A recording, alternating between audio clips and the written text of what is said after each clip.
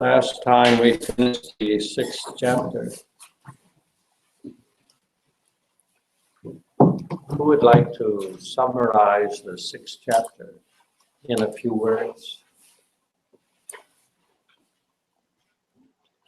6th chapter is Ashtanga Yoga, Jnana Yoga, where Krishna described how to practice that yoga one must go away to a secluded place, alone, create a proper asana and sit tightly, stare at the tip of the nose, fix the mind in one place, keeping the body erect, practice brahmacharya, and so on. And after hearing the description of Ashtanga Yoga, what did Arjuna say?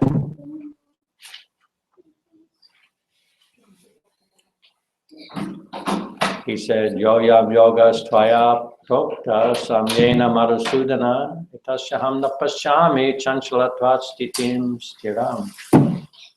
The yoga you have described, I think it's impossible for me because the mind is chanchala. Mind, how you can make the mind steady, fix the mind on one point.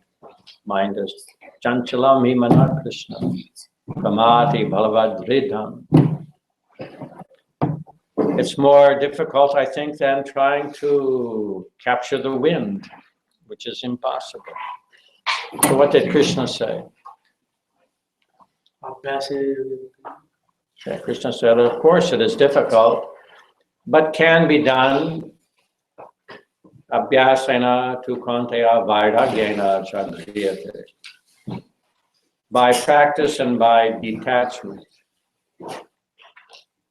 Of course, one is attached materially, then there's no question of fixing the mind on Krishna. Then Arjuna asked a question in the 6th chapter. He asked a question.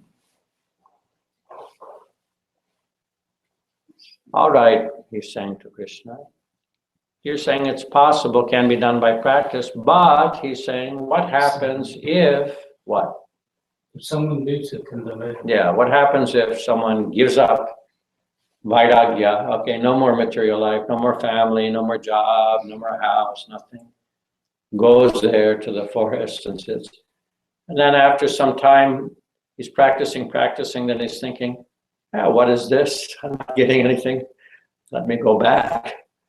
But then his material life finished, he left, and his yoga practice finished. Then what does he have? Arjuna saying, seems like he has nothing.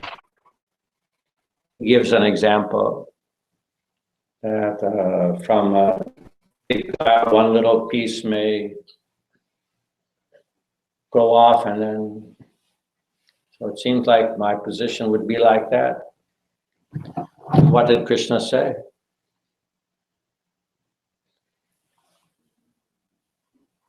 I'm wondering somewhere. I missed the point.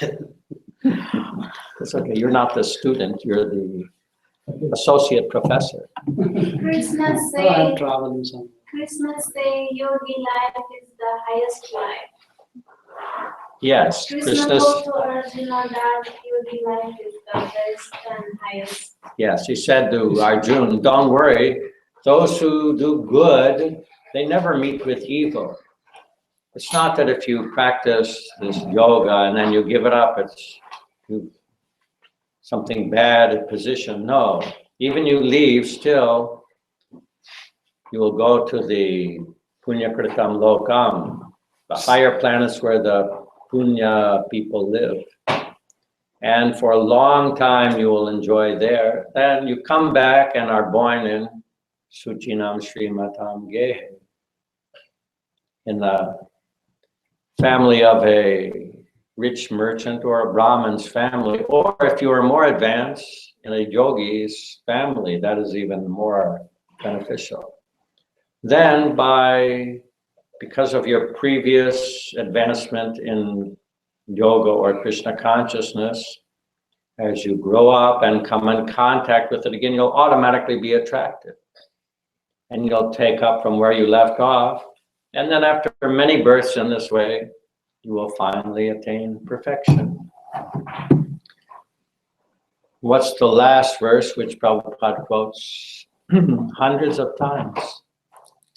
Very important verse, the last verse, which confirms the superior position of one in Krishna consciousness over a yogi who is not Krishna conscious. There are many kinds of yogis, especially if you go, I never went, but if you went to Kumbh Mela, you'll see many kinds of yogis. But Krishna says, Yogi namapi sarvesham, among all the different kinds of yogis, samyuktatamamataha, I consider the best, who? Yogi nam api sarvesham madgatena antaratmana shraddhavan bhajate yoma.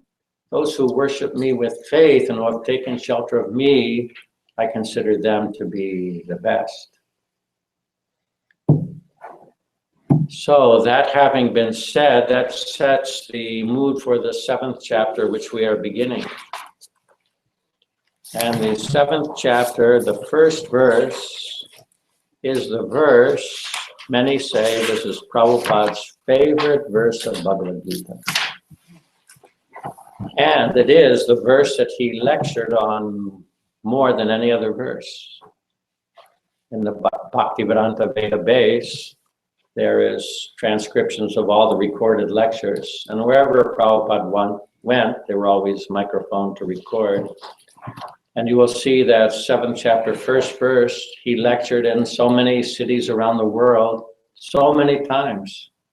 There's maybe 12, 13, 14 lectures on Bhagavad Gita, 7th chapter, first verse.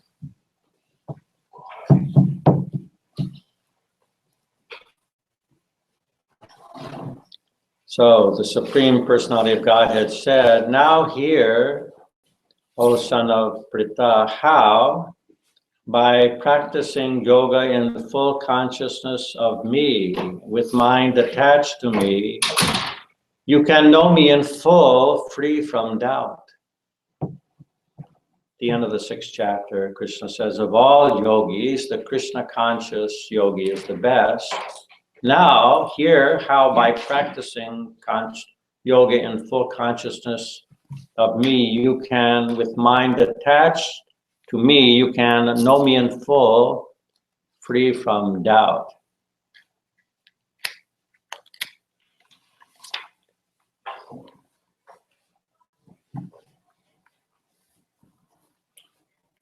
So in the purport, of course, when Prabhupada lectured on this verse, he especially talked about the first words, Maya Sakta Mana.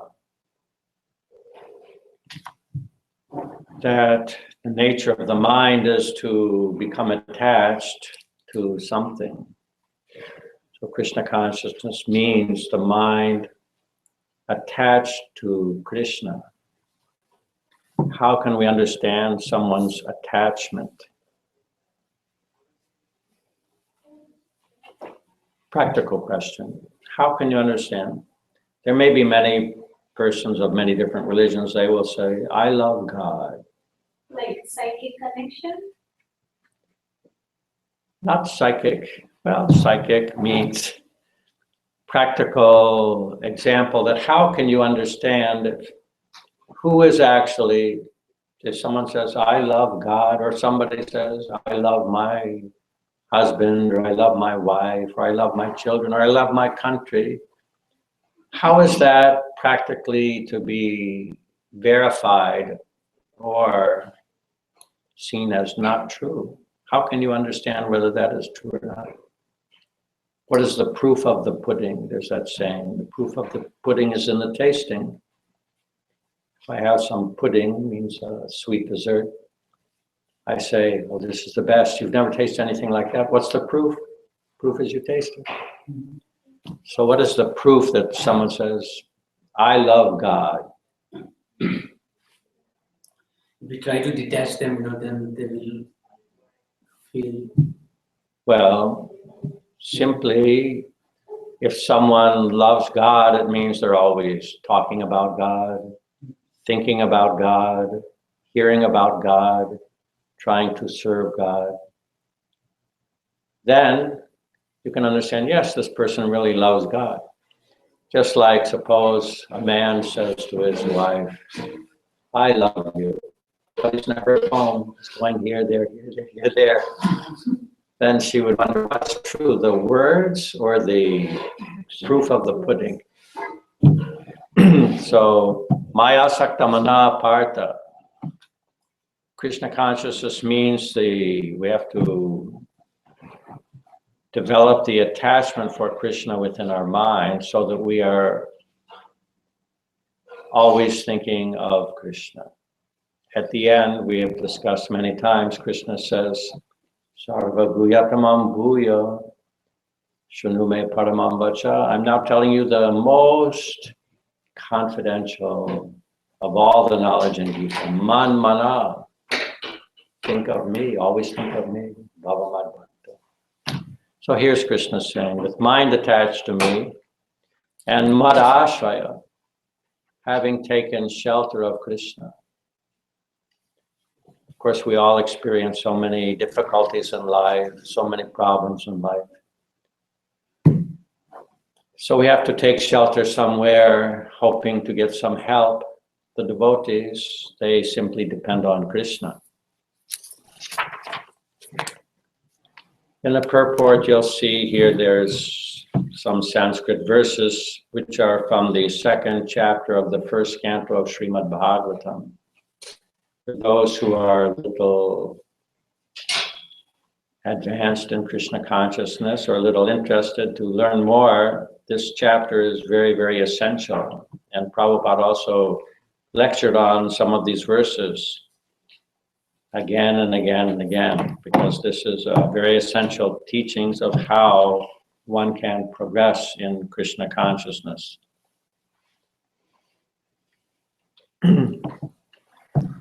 So there's much there, but in the scope of this class, I will not go into that.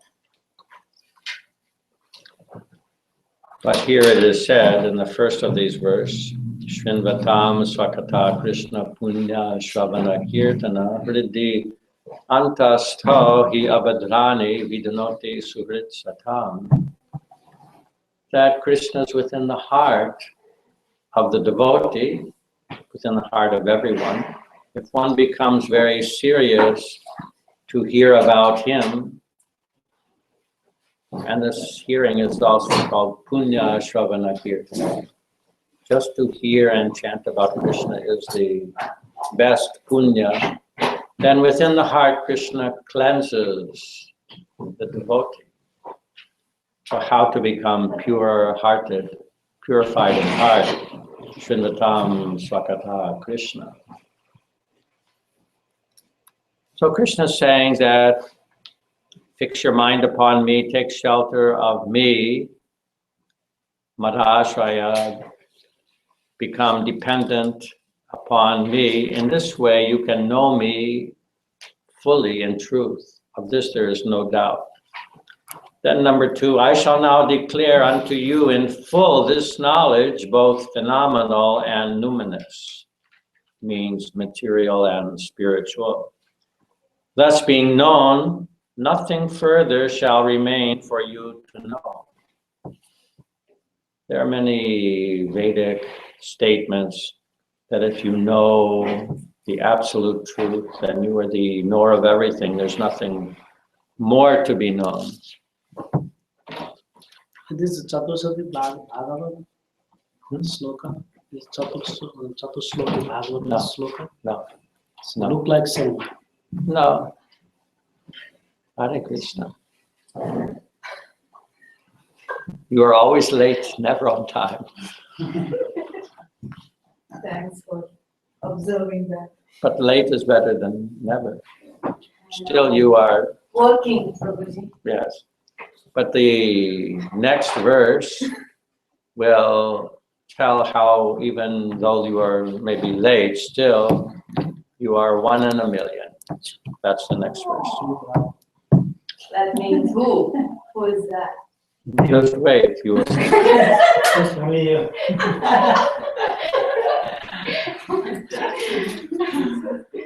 So if you learn about Krishna, that is really the Vedanta, the culmination of knowledge. And that is being explained here. Now in the third text, Krishna says, out of thousands among men and women, only one you will find is endeavoring for perfection. And out of thousands who are endeavoring for perfection or who have even attained some kind of perfection, Krishna says, hardly one knows me in truth. So that we see practically thousands and thousands in Phoenix. If you go look at thousands of people, how many are trying to attain perfection in spiritual life? You'll be lucky to find one. And even there may be some yoga here, some that, some that, some that. How many know Krishna in truth? Maybe no one. So many are coming and doing this, so they're trying to. So many. So many are coming. I don't see so many. I see only a few. So out of thousands, there's only one who comes.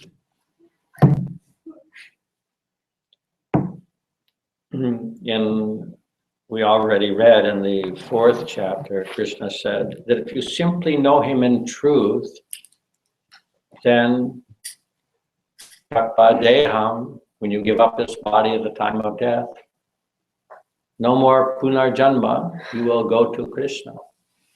If you simply understand him in truth. Janma, karma, chame, divyam, evam yoveti tattvataha. But that is the important word, tattvataha, in truth, not superficially.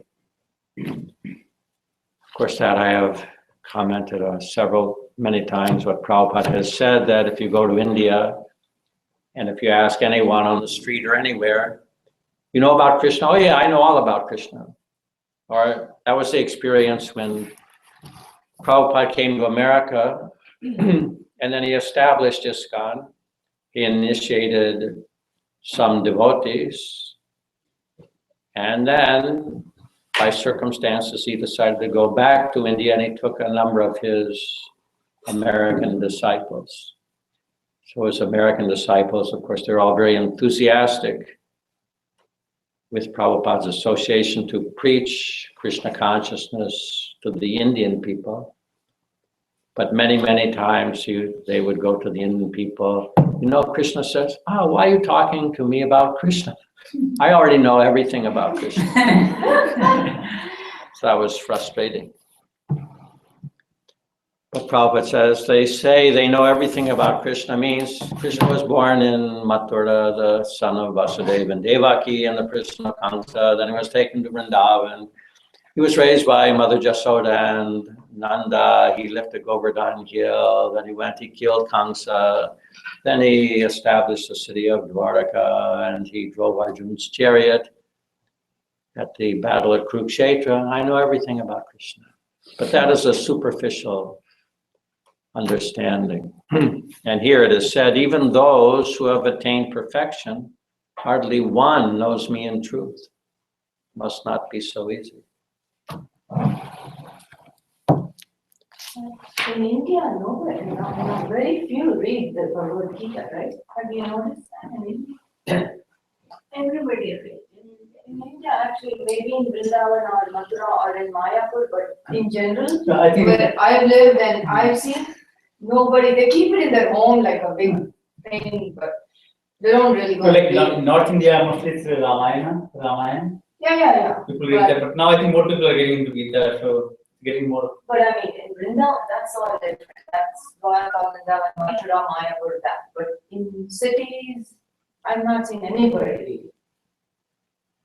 Well, of course, it's decreasing, or it was decreasing. Now with ISKCON, it is increasing again. But that's true that many people have Bhagavad Gita in their house. But if you ask them, can you tell me one slok from Bhagavad Gita?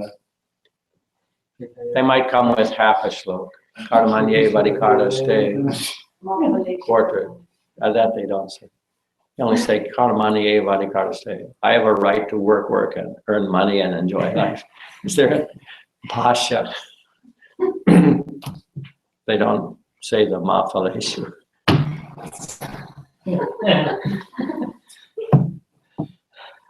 Anyway, skipping along. Text 4. Earth, water, fire, air, ether, mind, intelligence, and false ego. Altogether, these 8 constitute my separated material energies. So, here Krishna says, Bina Prakriti, separated energy. So what does that mean? Separated energy. Pure consciousness. Pardon? Pure consciousness. No, Bina means separated. No, yeah. So it means that when you are situated in this separated energy, you cannot see Krishna. You are separated. Prabhupada gives some example of separated energy. He gave one example that he would speak into the tape recorder, into the microphone, and then later disciples would play back the tape. So the tape is his energy. It is him speaking, but it's not him speaking, it's separated. Or another example he gave is the cow. Cow gives milk, and we all derive benefit by drinking milk. So that milk is a separated energy of the cow.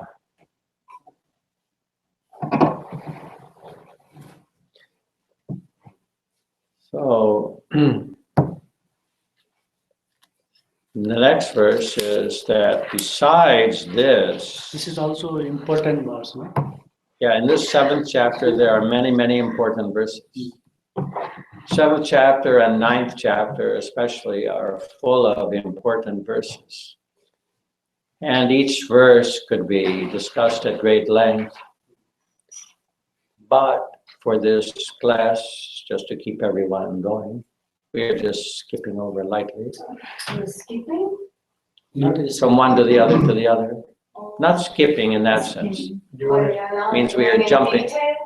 We're just jumping from one to the other. Would you like to share something about the false ego, which is mentioned here? Yes. They ask Okay, yes. ego itself is false. So what is false ego? Well, ego itself is not false because ego means I am. The identity. I am, that is identity. Our most fundamental understanding is I exist. You may not know anything. Somebody may not know anything, but they know I exist. So that is ego. I exist, I am. False ego means a mistaken identity. So the example given often is that in the darkness, you can go out of your house, there's a coiled rope, and you think, snake. So that is a mistaken identity. Actually, it's not a rope.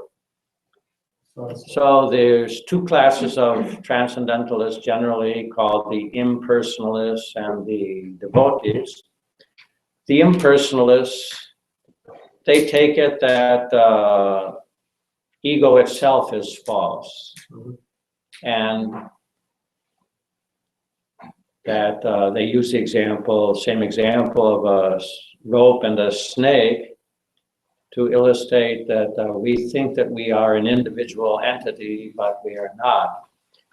But Prabhupada points out that an analogy is good when there is the most similar points. So suppose you go out of the house, you see a coiled rope and you become a snake. It's not a snake, But you would only think it's a snake because there is such a thing as a snake. If you had no conception of a snake, you wouldn't mistake it for being a snake. So the idea, the example of the rope and the snake is that misidentification, we are thinking the body as the self, and that is false ego. False ego is to think, I am this body, and everything in relation to the body is mine, aham mama. So, in Bhagavatam, in the 9th canto, there is a nice short statement of what is mukti. Muktir hitva anyatha rupam swarupena vyavastiti. That both the impersonalists and the devotees, they're after mukti. Of course, actually, the truth is even the devotees, pure devotees, are not after mukti even, they're only after seva, but just take it that the impersonalists and the personalists or devotees are after mukti. So mukti means to give up the false conception of many forms. Now I'm a child, now I'm an American, next life I'm a Chinese, then I'm a woman, after that I'm a dog, then I'm a demigod, then I'm a this, that. Hitva anyata rupam swarupena, to be situated in one's own real form, real identity. That is mukti. So there's a real identity. Yes. I don't want to become Chinese because they smell like fish. So,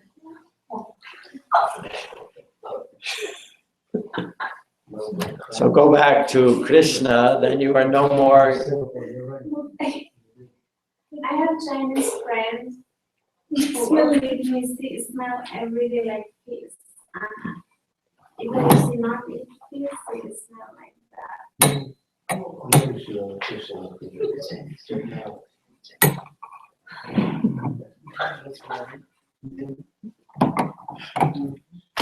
So go back to Krishna, you will not have to be Chinese. That's a good They're like point. Indian, it's spices.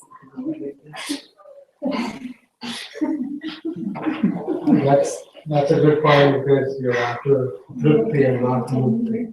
You're always looking for satisfaction and not real destination. Well, devotees, pure bhaktas, they're satisfied with their service to Krishna, with their relationship with Krishna. They're happy to serve Krishna in any condition, even if they have to take birth again. The prayers of the great Mahajanas show that they are not even asking Krishna for anything. I want mukti, I want to do this, I want to go to Vaikuntha.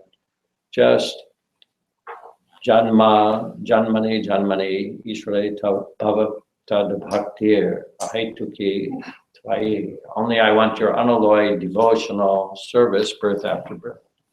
So sad, they don't mind going through so much suffering.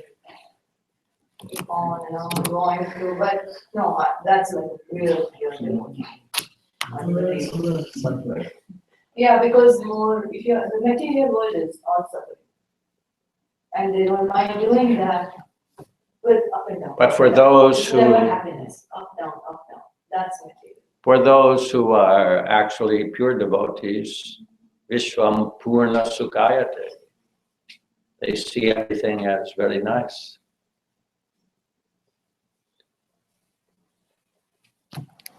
Anyway, in the 5th verse, Krishna says, besides these, and what are these besides these? Besides the Yeah, Bhumera Panalo Vayukam Mano Buddhir Evacha Ahankara. Besides these, there is another superior energy of mind, the Jiva Bhuta.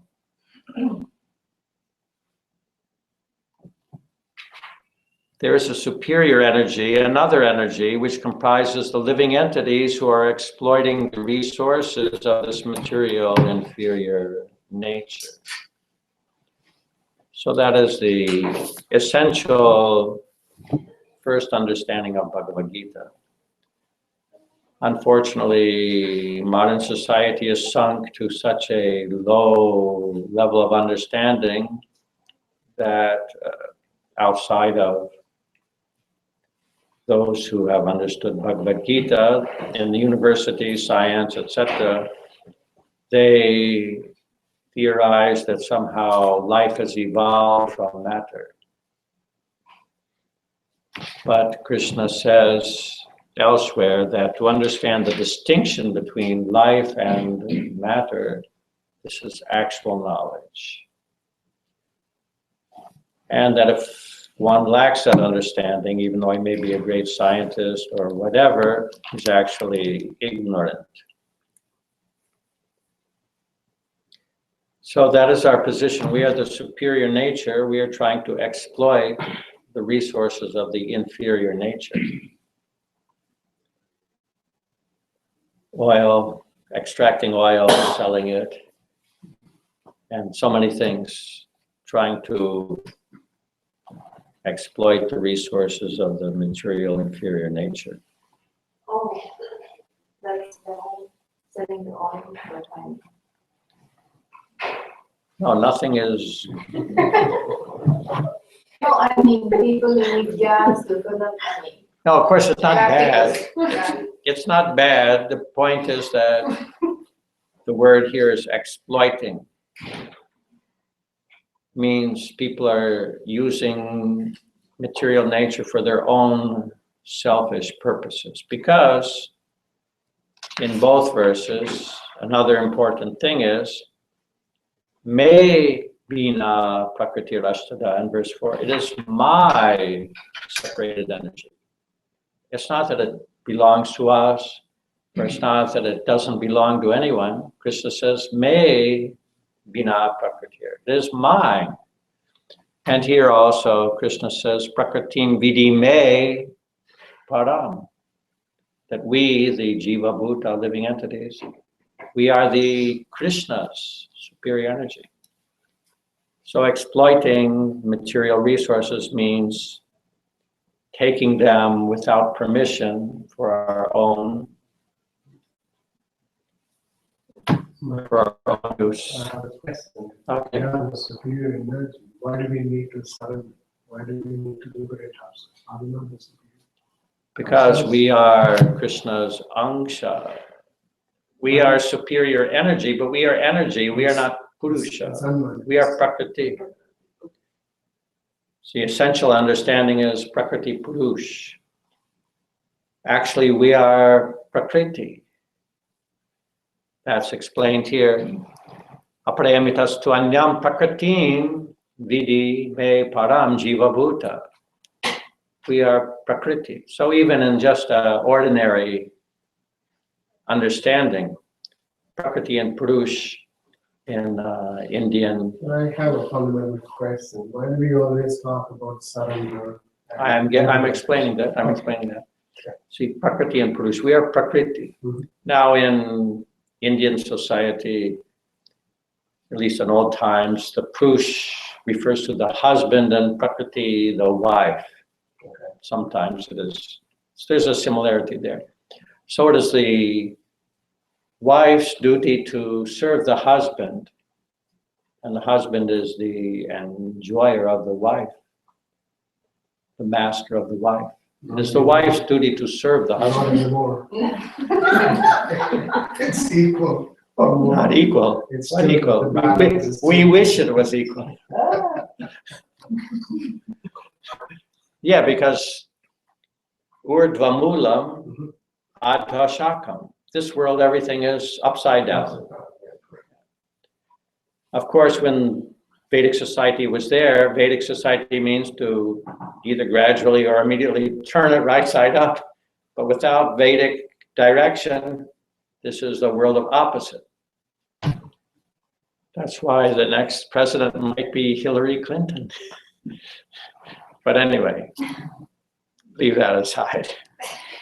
We cannot get into politics. That was just a joke. So we are Prakriti.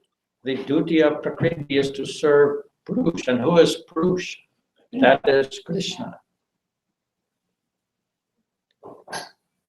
In 10th chapter, Arjuna says to Krishna that Param Brahma, Param Dhamma, what is that? Param Brahma, Param Dhamma, Purusham Param. Purusham Paramam Bhavan. Purusham Paramam Bhavan. You are the Param Purush.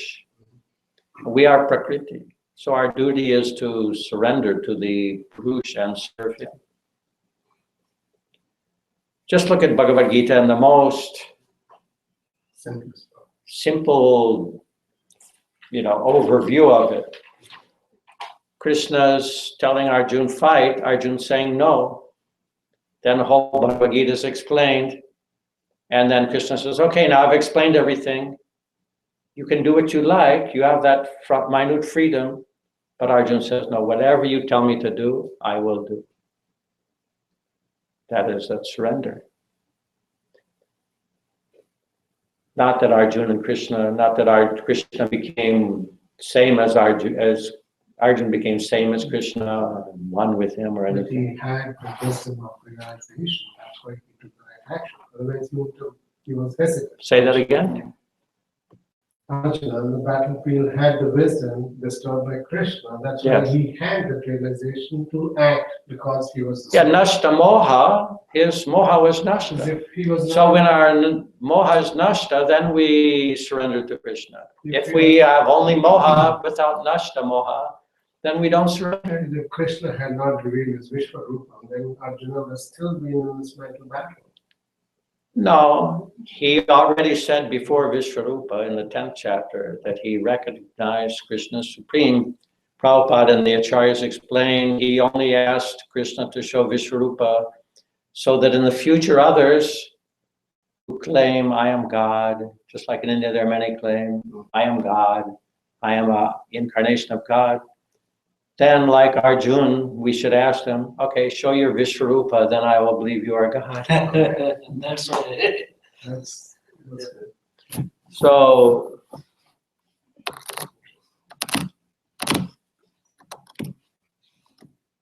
it is actually, Yesterday I asked same question.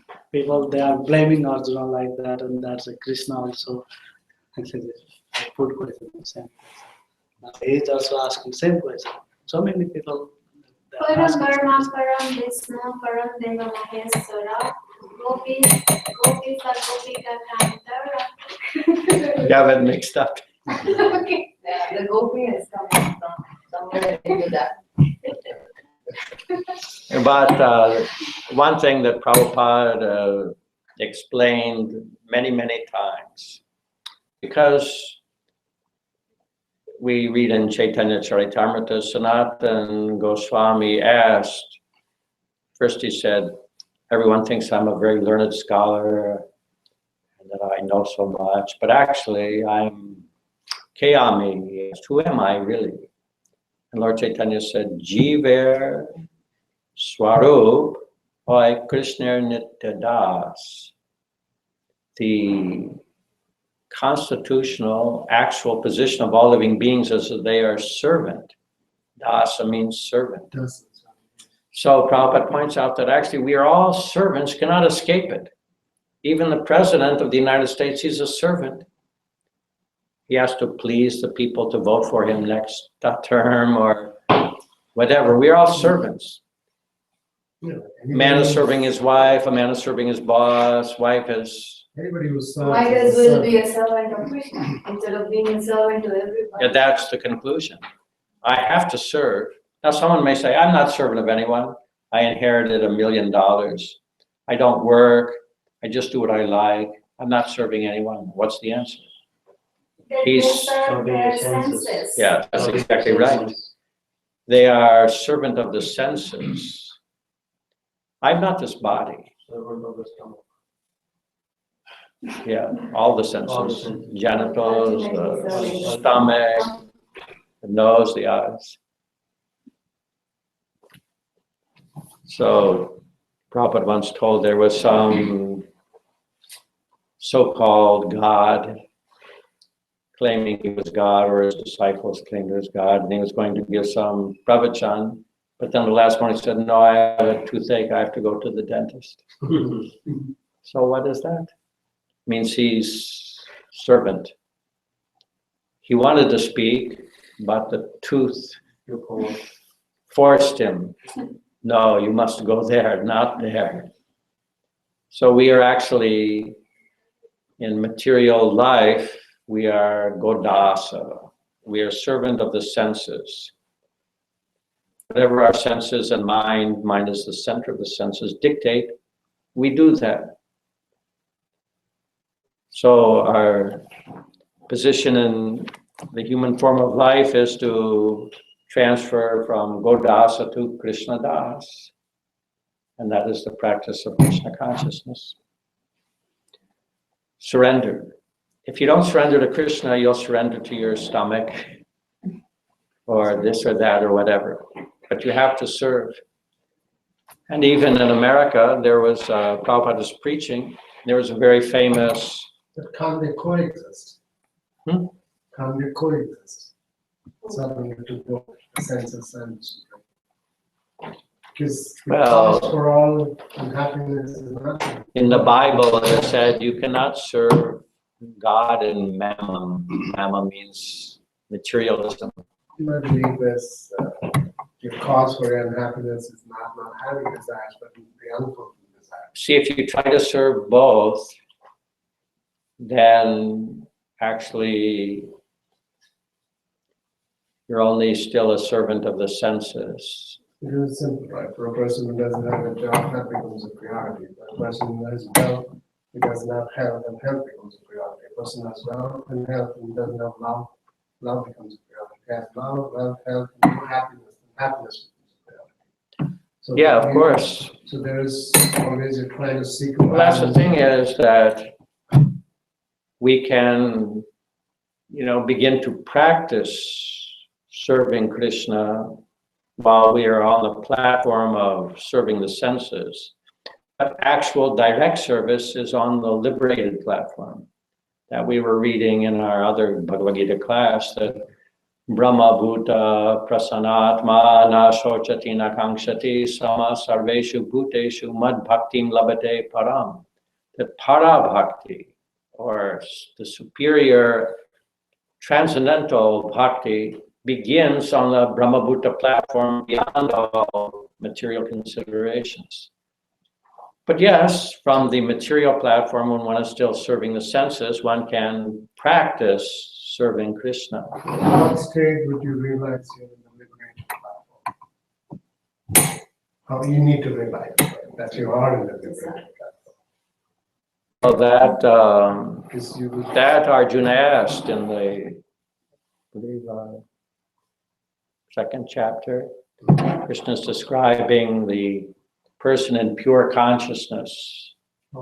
Then Arjuna asked that Stita Pragyasha Ka Bhasha Samadhistasya Keshava Kim Prabhaseta Kimasita something. That well, how do we know who's actually in that high position? How does he speak? How does he walk? How does he this that? So Krishna says, first of all, Prajahati Yada Kaman Sarvan Partana Sheshata. First thing is he has given up 100% all desires for material sense gratification or material life. Prajahati Yada Kaman Sarvan. Given up all kama, all desires, material desires. That is the first indication. And also it is described in the Vaishnava Pancharatra that what is pure bhakti? Sarva upadi vinirmuktam.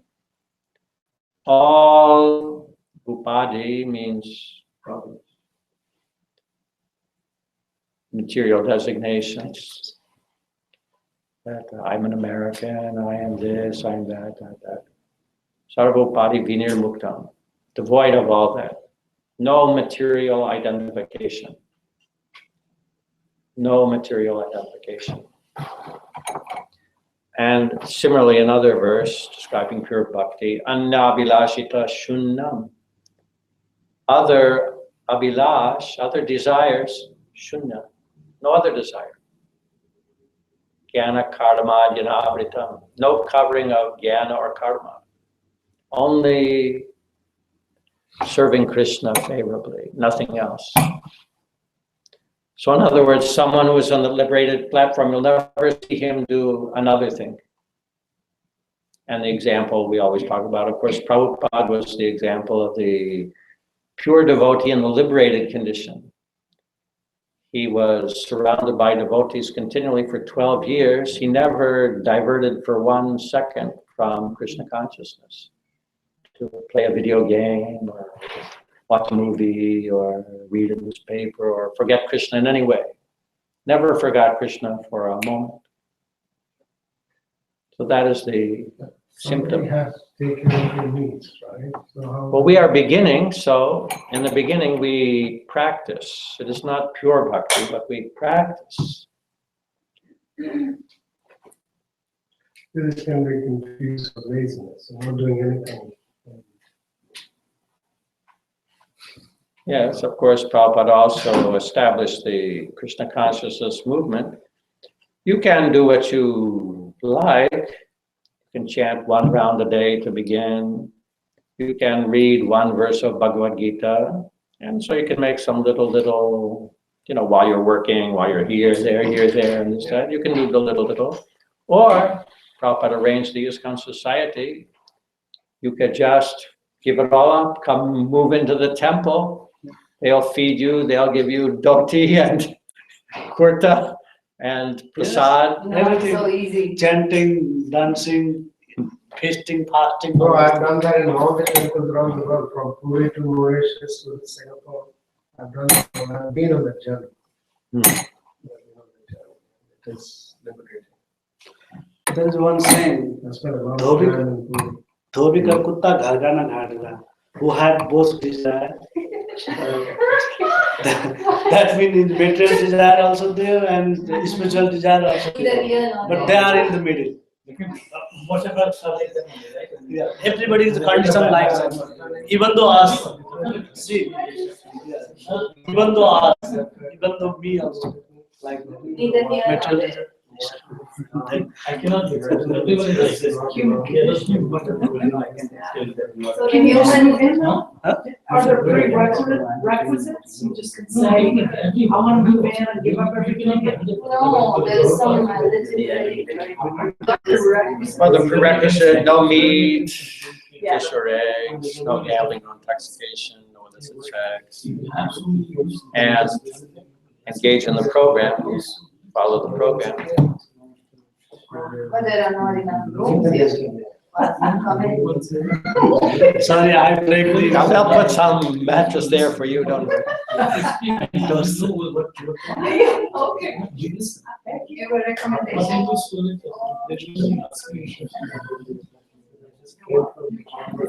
Oh.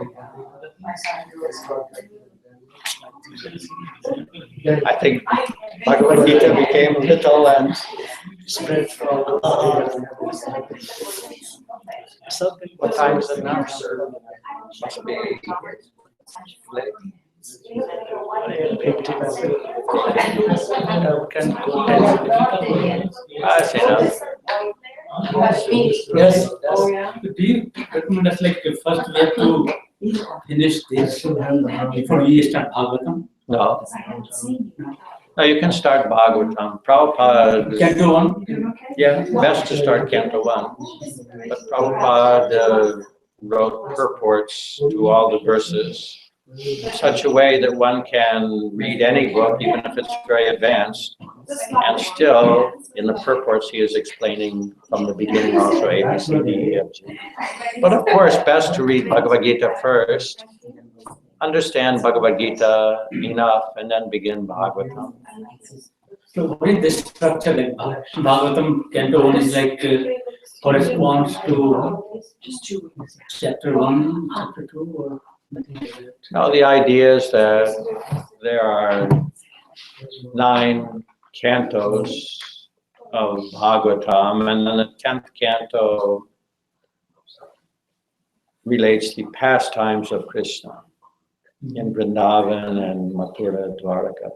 So the first 9 cantos will enable you to understand who is Krishna, so that when you read Krishna's pastimes, you will understand them in the right perspective.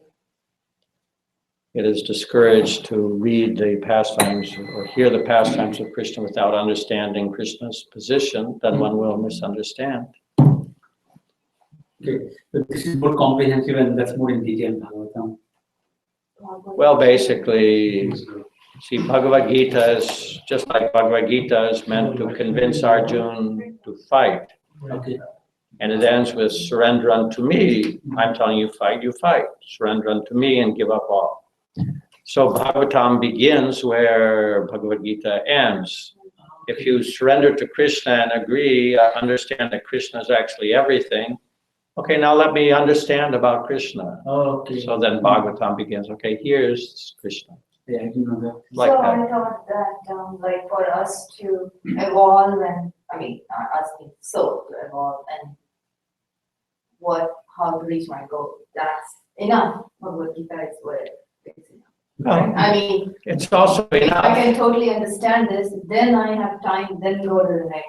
Of course, you can even attain perfection without reading Bhagavad Gita. In the age of Kali, Hare Nama Eva Kevala. If you just chant Hare Krishna, that can be sufficient. But still, we should also try to understand Krishna, because we're not able to just sit and chant.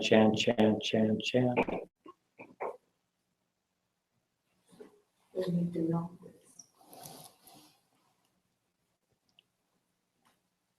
It's how you synergize and connect your body, mind, and soul, right? Whether you chant, you breathe, you act, you these. It's how you really think. I think that's liberation. Well, the body is our field of activities. Body, so there's always described in 3 divisions: Karmana, Manasa, Gira. Physical activities, mental activities, and speech. So the devotees, they learn under the direction of the spiritual master how to utilize these 3 in Krishna consciousness. Think of Krishna, speak about Krishna, and act for Krishna. And the example given is Maharaj Ambarish in the 9th canto of Bhagavatam, how he utilized all of his different senses, mind, and everything in Krishna consciousness. And the first thing is Savai Mana Krishna Padara Vindaya. First thing, he fixed his mind on the lotus feet of Krishna. If you can do that, then everything else naturally falls into place. Of course, this takes some mature understanding. When I was first learned, I was in Boston and first heard about Krishna consciousness, went to the temple and heard something about Krishna consciousness. I thought, oh, it seems like actually very good, but so hard. I couldn't act like a devotee. It's like, I think it's very good, but it's really too hard. Then I was very troubled in mind. Oh, what can I do? What can I do? I feel so bad, something. And I went to where the devotees were chanting Sankirtan in the park. And I asked the devotee, I'm feeling very troubled, what should I do? The devotee said, just take shelter of the lotus feet of Krishna. And at that time I thought, what kind of advice is that? What does that mean? How can I do that? But now, after 142 years, I can understand that. That was a joke.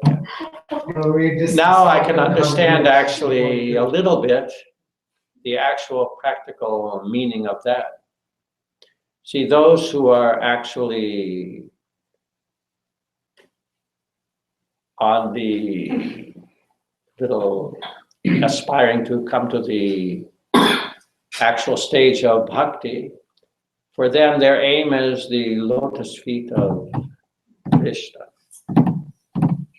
Prabhu, you said that you understood now the meaning of this. What exactly is it? Little, not much, I'm saying, but What there's is- something. That is called the Surrender. Viveka, the first glimpse of whatever you experience. Abhas. Abhas. See, just like this, that the center of anything for us is the mind, actually. Prabhupada explained, we live in the mind more than the body. Mostly we're thinking of what's on our mind, and sometimes our body also, but always mind is this, mind is that, mind is this, mind is that. So, in Krishna consciousness or any yoga process, the process is to control the mind. That's why in the 6th chapter, Ashtanga Yoga, Arjuna said, how can I control the mind? It's impossible. But anyway, Krishna did explain it is possible in Krishna consciousness because Krishna is all attractive. Mind is naturally attracted to something which is attractive, and Krishna is all attractive. So, but still, we always put our mind on what we find to be attractive. It's like we're sitting at home. Suppose we're sitting alone at home. Then in mind we're thinking what to do. It means how to engage the mind. Should I engage my mind in some movie? Or should I see the news? Or should I do this or that or that or that? We always have to think about something. Or should I worry about my financial condition, what my family members are doing, how this, that. But in material life, wherever you put your mind, there will be dissatisfaction. There will be so much anxiety. Because everything here is asat. So. But you still need to prioritize and plan. You need the mind for that. Yeah, but anyway, let me just finish this, that suppose someone has not come and put a knife in your back, so you have to think what to do. Suppose you're, a little free, then you think, well, what to do? Well, I have concluded by practical experience that for sure, 100% the best place to put the mind is on Krishna's name or Krishna Katha. If I put my mind on that, that's why actually I have no work. I come here in the morning to give Bhagavatam class, come here in the evening, give BhagavadGita class, and the whole day I'm at home. So I'm always summarizing some Vedic literature throughout the whole day, because when my mind is in that way, I feel okay. And if I don't do that, then I feel like, what crap life is this? So that's why I more and more try to keep my mind always in some Krishna conscious thing. And I gave this example before, just like every Sunday, I have to give lecture to the Sunday audience, but I find the people to be not, I don't want to insult too much, but the people are not stimulating. It's not a stimulating thing for me. But I'm too much attached with my bed. I love to sleep all the time when I'm home. I don't like to read, I don't like to watch. Because you are a lazy boy, you just like to sleep. You just like to sleep. I just said, don't have too much sleep and too much sleep is bad. So anyway, but 1 minute, please, 1 minute. So, but still I have to give a Sunday lecture. many times I feel that if I just speak on philosophy, on Bhagavad-Gita, and people, they talk, they gossip with each other, the children are here. They're not anywhere else, they're looking at the clock. I don't want to speak philosophy, so I just, no. So last week I told 2 stories which were pretty interesting, Shakshi Gopal and Kirchor Gopinath. Then this week I thought, oh my God, what am I going to speak about this week? What am I going to speak about this week? So, but Krishna always helps me. So I was driving in the car and then I came.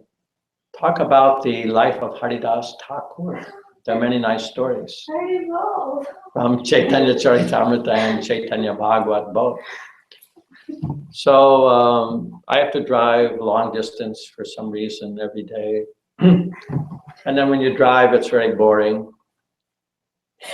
And mostly just think. Of course, you have to watch the traffic so you don't kill yourself, but you think about this, you think about that.